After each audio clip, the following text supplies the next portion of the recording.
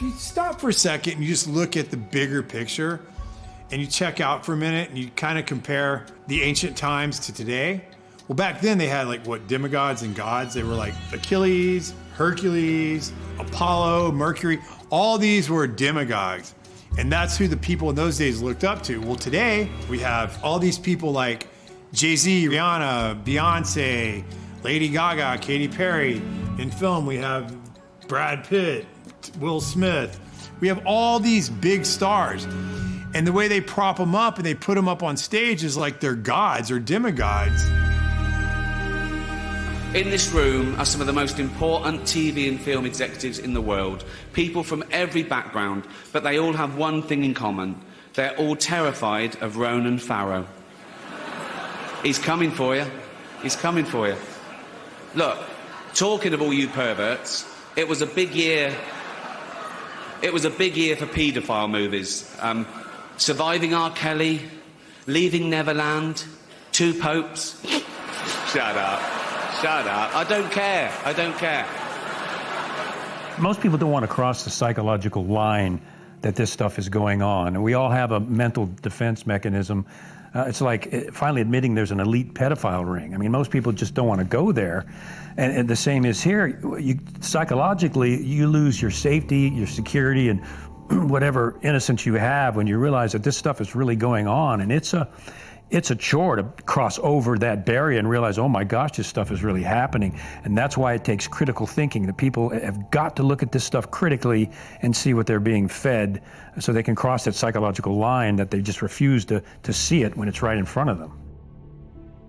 When Kevin said there's an elite pedophile ring, well, I'm thinking to myself, this is a hard thing for me to come to terms with. Now, it made me start thinking about conversations and things I'd heard, but I'd never saw it. It's not out in the open. And to me, I was like, no one could do that. Because, I mean, if I saw someone hurting a kid, I would kill them. I mean, I would literally kill them. I would never allow someone to hurt a child in front of me.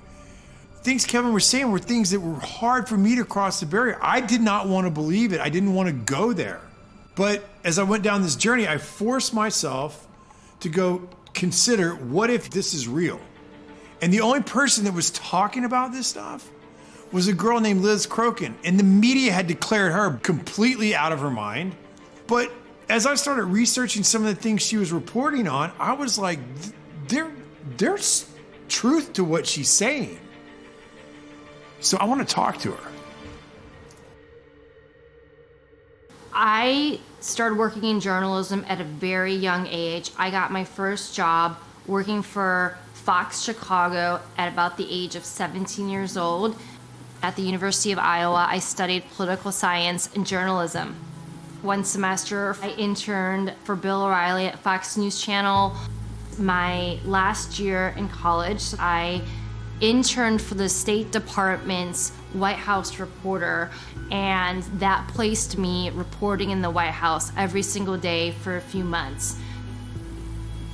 I went on to work for the Chicago Tribune, and my first boss there told me that everything that I should get should be checked over and over and over again and verified to death. That's how I was trained, and that's what a true, honest journalist does. I started covering local politics and local hard news, and then eventually I got my own column for 7 years where I interviewed tons of celebrities and politicians and musicians, and worked at Us Weekly, and then at one point I worked at In Touch Weekly magazine.